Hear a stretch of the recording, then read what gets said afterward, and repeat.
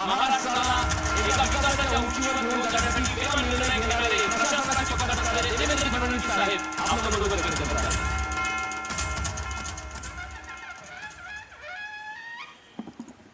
आजचे सत्कार मूर्ती आपल्या सर्वांचे लाडके नेते महाराष्ट्रातील एक अतिशय उमद आणि दिलदार नेतृत्व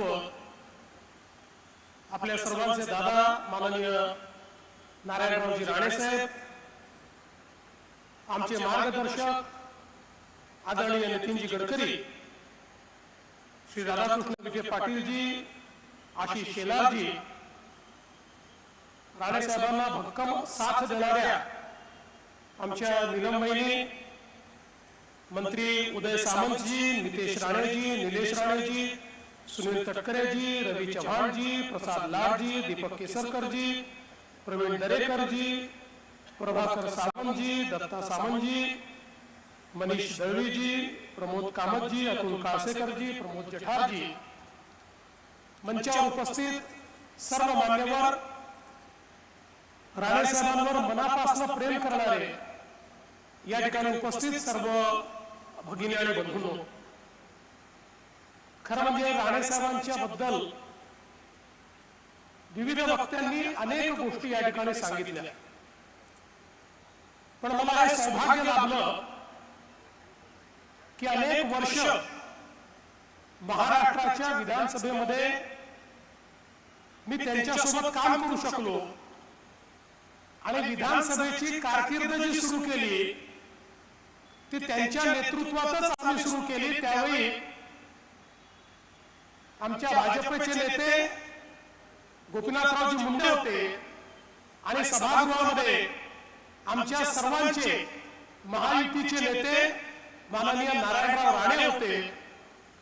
आणि आता जे काही या ठिकाणी सगळ्यांनी सांगितलं ते माझ्या डोळ्यांनी पाहण्याचा आणि माझ्या कानांनी ऐकण्याचा अनुभव मला हा घेता आला. मला त्याचा अतिशय आनंद आहे. मला आठवतं की सभागृहामध्ये मी पहिलंच भाषण केलं, 7 मिनिटाची संधी मिळाली, नीट तयारी केली होती, त्यामुळे 7 मिनिटात मांडता आला तेवढा विषय मांडला. पण ते पहिलंच भाषण झाल्यानंतर एक चिठ्ठी माझ्याकडे आली, त्याच्यात एवढंच लिहिलं होतं, छान बोललास, आणि खाली सही होती नारायण राणे. आणि राणे साहेबांचा ऋणानुबंध हा त्या दिवसापासून जो सुरू झाला तो आज तागायत सातत्याने तो कायम आहे. खरं म्हणजे विरोधी पक्ष नेता म्हणून त्यांची जी कारकीर्द होती ती आताच नितीनजींनी सांगितली. मुख्यमंत्री म्हणून मला बाहेरून पाहायला मिळालं, मंत्री म्हणून बाहेरून पाहायला मिळालं, कारण त्यावेळेस मी महापौर होतो. मी काही सभागृहात नव्हतो. 99ला मी सभागृहात आलो, ते विरोधी पक्ष नेते झाले. पण मी असं म्हणेन की माननीय राणे साहेब, माननीय मुंडे साहेब यांच्यासोबत सभागृहात काम करायला मिळणं यापेक्षा मोठी पर्वणीच दुसरी नव्हती. कदाचित माझ्या संपूर्ण संसदीय जे काही यश मला मिळालं त्या यशाचं श्रेय जर कोणाला द्यायचं असेल तर राणे साहेबांसारख्या माझ्या नेत्यांना द्यावं लागेल की ज्यांनी त्यावेळी मार्गदर्शनही केलं आणि प्रोत्साहनही दिलं. विशेषतः त्यांची आणि माझी आवड एक होती आणि ती म्हणजे अर्थसंकल्प. अर्थसंकल्पावर राणे साहेब ज्यावेळी भाषण करायचे, कुठला तरी अर्थतज्ञ हा त्या ठिकाणी बोलतोय असा भास व्हायचा आणि अक्षरशः आकड्यांची चिरफाड करत ज्यावेळी राणे साहेब आपलं पूर्ण भाषण करायचे, संपूर्ण सभागृह स्तब्ध असायचं आणि अर्थमंत्री चिंतेत असायचे की आता राणे साहेबांना उत्तर काय द्यायचं. आणि कधीच त्यांनी मांडलेल्या अर्थसंकल्पाच्या भाषणाला परिपूर्ण उत्तर मिळू शकलं नाही, कारण अर्थशास्त्रातला एक एक नियम ते शोधायचे, त्यातनं कसा अर्थसंकल्प हा त्या नियमाच्या विपरीत आहे आणि राज्याचं कसं काय संकट आहे, अशा पद्धतीनं हे सगळं मांडण्याचं काम ते करायचे. मला आजही आठवतं, युतीचं सरकार गेलं, महाविकास आघाडीचं किंवा तेव्हाचं सरकार आलं आणि ते सरकार आल्यानंतर युतीच्या सरकारने कशा पद्धतीनं या ठिकाणी कर्ज वाढवलं असा एक व्हाईट पेपर त्यांनी मांडण्याचा प्रयत्न केला. पण त्यांना हे माहित होतं की समोर राणे साहेब आहेत. त्यांनी व्हाईट पेपर मांडला. एक तर राणे साहेबांकडे एक वेगळं सीआयडी खातं होतं, त्यांचं स्वतःच होतं. त्यामुळे सरकारचा कुठलाही कागद तयार झाला तो मंत्र्याकडे पोचायच्या आधी राणे साहेबांकडे पोचायचा. त्यामुळे हा जो व्हाईट पेपर आहे हा छापायच्या आधी राणे साहेबांकडे होता. त्याचं उत्तर तयार होऊन तिकडे व्हाईट पेपर मांडल्याबरोबर व्हाईट पेपर किती बोगस आहे आणि ही खरी आकडेवारी आहे आणि ही कशी बरोबर आहे याचा एक भगवी पत्रिका ही त्या क्षणी राणे साहेबांनी मांडली आणि त्या सरकारची पूर्ण हवा काढण्याचं काम हे राणे साहेबांनी त्या ठिकाणी केलेलं मी बघितलं.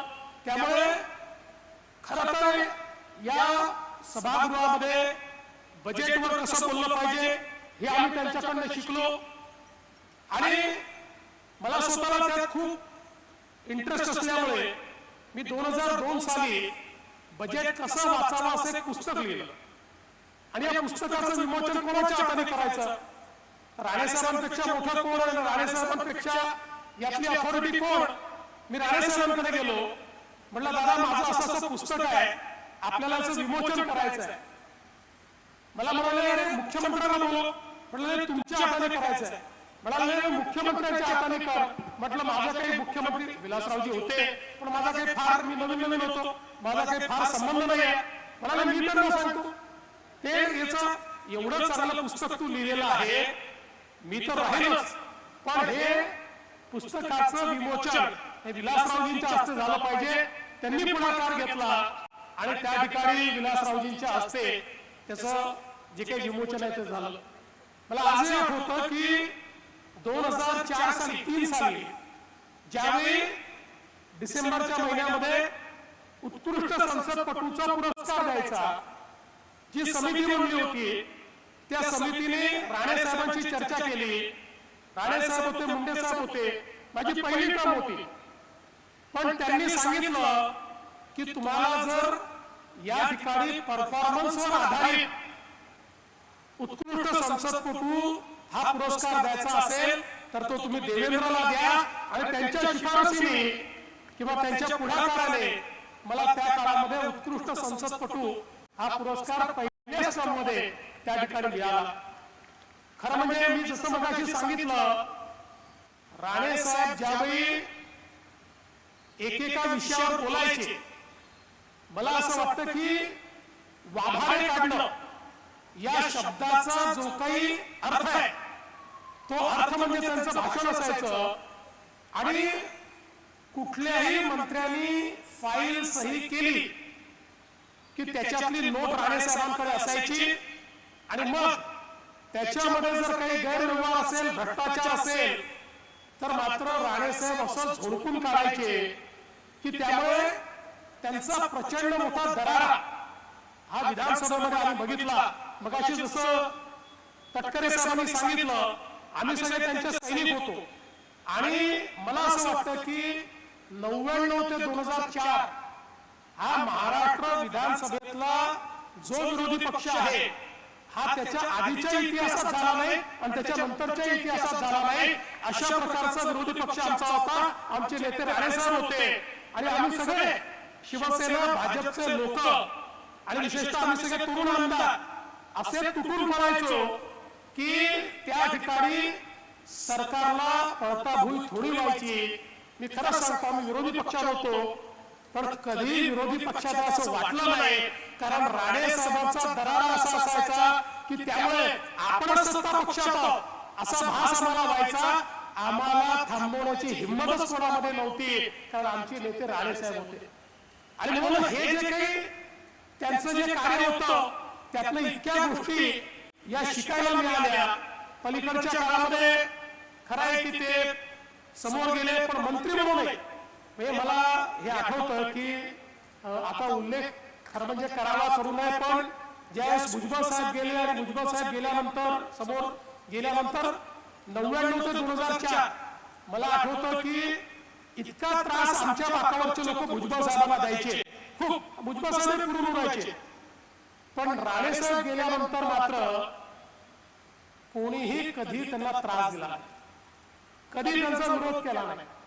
कारण तिथे बसलेल्या प्रत्येकाला हे माहिती होतं की राणे साहेब जे तिकडे गेले आहेत ते मनाने गेले नव्हते. जो प्रसंग त्यांच्यावर आला त्याचे आम्ही साक्षीदार आहोत की ज्यावेळी आम्ही सगळं प्लॅन करून आणि सभागृहामध्ये सरकारच्या मागण्या म्हणजे बजेट हे वोटिंग मध्ये पाडायचं असं ठरवून पूर्ण प्लॅन तयार करायचो आणि प्लॅन एक्झिक्यूट होणार. राणे साहेब त्या सरकारचे एक 10, 12, 15 कारण फारच कमी डिफरन्स होता, 15-20 आमदार गायब करायचे, त्यामुळे आमची संख्या त्यांच्यापेक्षा जास्त असायची.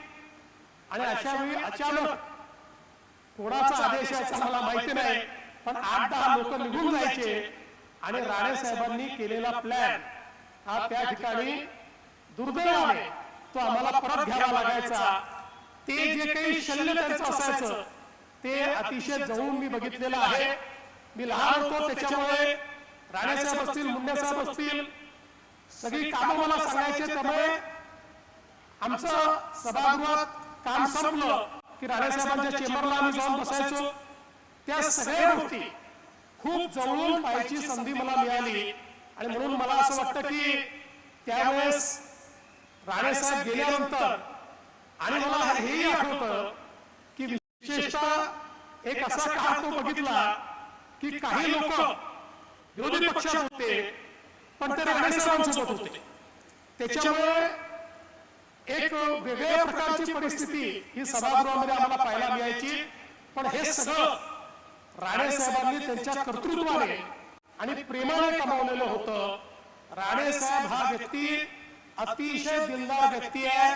त्यांनी कधीच मोजमाप ठेवलं नाही, पण जर कोणी मोजमाप केलं, हजारो लोक असे असतील की ज्यांचं जीवन बदलण्याचं काम हे राणे साहेबांनी केलं.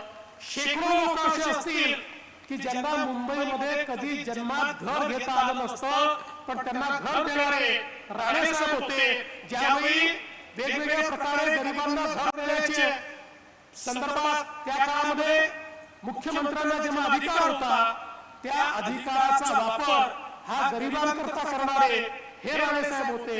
आणि म्हणूनच राणे साहेब कुठेही असले तरी त्यांच्यावर प्रचंड प्रेम करणारे अशा प्रकारचे लोक उभ्या महाराष्ट्रामध्ये आपल्याला पाहायला मिळतील.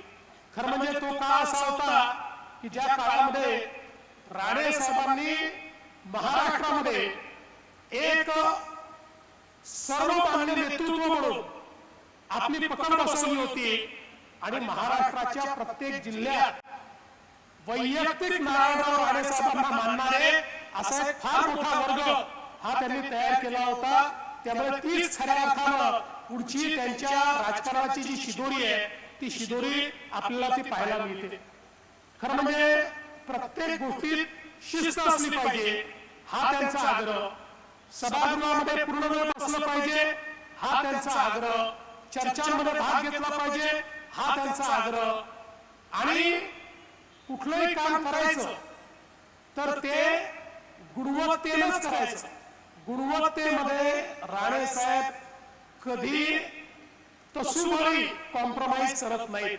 आणि म्हणून आपण जर बघितलं तर त्यांनी उभे केलेले प्रकल्प असतील की मेडिकल कॉलेज असू द्या किंवा गोशाळा असू द्या, कुठलाही प्रकल्प तुम्ही बघा, गुणवत्तेच्या अत्युच्च पातळीवर त्या ठिकाणी काम करायचं ही त्यांची नेहमीच त्या ठिकाणी परिपाठी राहिली आहे.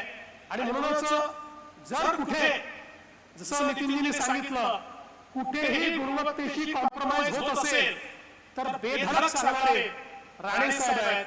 मला असं वाटतं की राणे साहेब कधी पोटात ठेवू शकले नाही. त्यांच्या भावना ज्या असतील त्या तोंडावर सांगण्याचं काम ते करतात, कोणाला आवडो की न आवडो.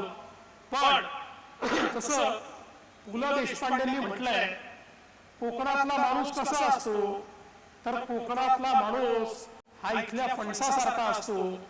वर जरी काटे दिसले, जरबता दिसली, तरी आतमध्ये गोडवा असतो. हे जे वाक्य पुलंनी लिहिलं त्यावेळेस कदाचित पुलंच्या समोर नारायणराव राणेच असतील असं मला वाटतं. असं त्यांचं नेतृत्व आहे. आणि माझा तर त्यांचा संबंध असा आहे की ते देवेंद्र म्हणून मला कधी रागवू शकतात. कधी कधी म्हणतात, अरे मी तुम्हाला देवेंद्र म्हणतो. मी म्हटलं, राणेसाहेब तुमचा अधिकारच आहे. जेवढा तुमचा अधिकार निलेश आणि नितेशवर आहे तेवढाच अधिकार माझ्यावर देखील आहे. आणि माझ्या सगळ्या राजकीय वाटचालीमध्ये नेहमी एका नेत्याच्या भूमिकेत, मार्गदर्शकाच्या भूमिकेत राणेसाहेबांना मी बघितलं. आजही एखादी गोष्ट आवडली नाही, मला वेळ घेतात, घरी येऊन सांगतात, रागवतात, हे चुकलं म्हणून सांगतात, पण त्यांचं प्रेम मात्र कधी कमी होत नाही.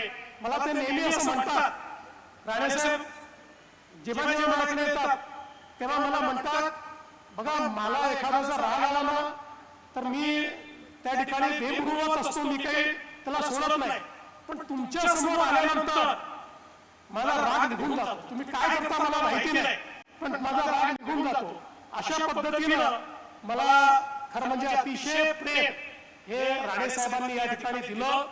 आणि राणेसाहेबांचं खरं म्हणजे मी असं म्हणेन की या सगळ्या यशामध्ये, या वाटचालीमध्ये खऱ्या अर्थानं नीलम बहिणी ज्या आहेत, हे जे लेडी लक आहे, हे अत्यंत महत्वाचं असं माझं मत आहे. अतिशय शांतपणे वहिनी या सगळ्या काळामध्ये त्यांच्या पाठीशी खंबीरपणे उभ्या असलेल्या आपण सगळ्यांनी बघितल्या. आणि आज ही देखील आनंदाची गोष्ट आहे की नितेशजी असतील किंवा निलेशजी असतील, या दोघांनी राणेसाहेबांचा वारसा हा अत्यंत समर्थपणे या ठिकाणी चालवलेला आहे. आणि मला असं वाटतं की निश्चितपणे ज्या प्रकारचं बाळकडू हे त्यांना मिळालं त्यातून भविष्यकाळ या दोन्ही तरुण नेत्यांचा अतिशय उज्ज्वल आहे, हे आज या ठिकाणी मी निश्चितपणे सांगू शकतो. राणेसाहेबांच्या जीवनामध्ये हिंदुहृदय सम्राट, शिवसेना प्रमुख बाळासाहेब ठाकरे यांच्याबद्दल एक वेगळं स्थान आहे. ते जरी त्या काळात पक्ष सोडून गेले, पण आजही बाळासाहेबांचं नाव घेतलं तर राणेसाहेब इतकं भरभरून बोलतात, इतक्या आठवणी त्यांच्याकडे आहेत, त्यातली प्रत्येक आठवण ही अतिशय आपल्या हृदयाला स्पर्श करणारी आहे. आणि मला असं वाटतं की त्यांच्या जीवनामध्ये तो जो काही आशीर्वाद श्रद्धेय बाळासाहेबांचा मिळाला तो ते कधीच विसरले नाहीत. आणि सदैव त्यांची आठवण ठेवत त्याच मार्गाने चालण्याचा प्रयत्न त्यांनी केला. आणि म्हणूनच नितीनजी जे म्हणाले की ते कुठेही असले तरी हिंदुत्वाचा मार्ग सोडला नाही, कुठेही असले तरी मराठी माणसाचा आग्रह त्यांनी सोडला नाही. आणि विशेषतः कोकणाच्या बद्दल त्यांचं प्रेम हे आपल्या सगळ्यांना माहिती आहे. कोकणाच्या विकासाच्या संदर्भात खऱ्या अर्थानं जर या विकासाला दिशा देण्याचं काम हे कोणी केलं असेल तर ते राणेसाहेबांनी त्या ठिकाणी केलं. आणि आजही कधीही जर आम्ही त्यांच्याशी चर्चा करायला लागलो तर त्यांचा पहिला विषय तोच असतो, कोकणाचा जीडीपी कसा वाढवायचा, कोकणाचं पर कॅपिटा इन्कम कसं वाढवायचं, कोकणामध्ये मोठ्या प्रमाणात रोजगाराच्या संधी कशा वाढवायच्या. मला असं वाटतं की राणेसाहेब तसे तर महाराष्ट्राचे नेते आहेत, देशाचे नेते, देशाचे मंत्री म्हणून काम करायला त्यांना संधी मिळाली, पण त्यांच्या हृदयामध्ये मात्र सातत्याने कोकण हा आपल्याला त्या ठिकाणी जिवंत दिसतो, स्पंदित दिसतो. आणि मला असं वाटतं की हे जे नेतृत्व आहे महाराष्ट्राचं, आज जरी ते 75व्या वर्षात पदार्पण करत असले तरी आपल्याला कल्पना आहे की खरं म्हणजे राजकारणातली कारकीर्द ही तशी ज्याला प्रगल्भता म्हणते ती 60व्या वर्षी चालू होते. त्यामुळे 75 हे काय वय नाही. उलट मला असं वाटतं की आता हा एक पडाव आहे आणि यानंतर राणेसाहेब अजून खूप नेतृत्व तुम्हाला करायचं आहे. आम्हाला खूप मार्गदर्शन करायचं आहे आणि जसं नितीनजीने सांगितलं आम्ही सगळे याच मैदानावर तुमची 100वी साजरी करण्याकरता येऊ हा विश्वास आणि ईश्वराला मी प्रार्थना करतो. तुम्हाला खूप मनापासून शुभेच्छा देतो आणि माझं बोलणं संपवतो. धन्यवाद. जय हिंद, जय महाराष्ट्र. धन्यवाद. आदरणीय महाराष्ट्राचे मुख्यमंत्री देवेंद्रजी फडणवीस यांनी आपल्या अमोघवाणीने या ठिकाणी आपल्याला संबोधन केलंच, पण त्या ठिकाणी नारायणराव राणे साहेबांचा खूप सुंदर व्यक्तिमत्वाचा आढावा घेतला आणि या निमित्ताने त्यांनी संबोधन केलं. या ठिकाणी आले त्याबद्दल कणकवली सिंधुदुर्गच्या भूमीत या आपलं स्वागत आहे. यानंतर आपण मुख्य कार्यक्रमाच्या केक कटिंगकडे जाऊया.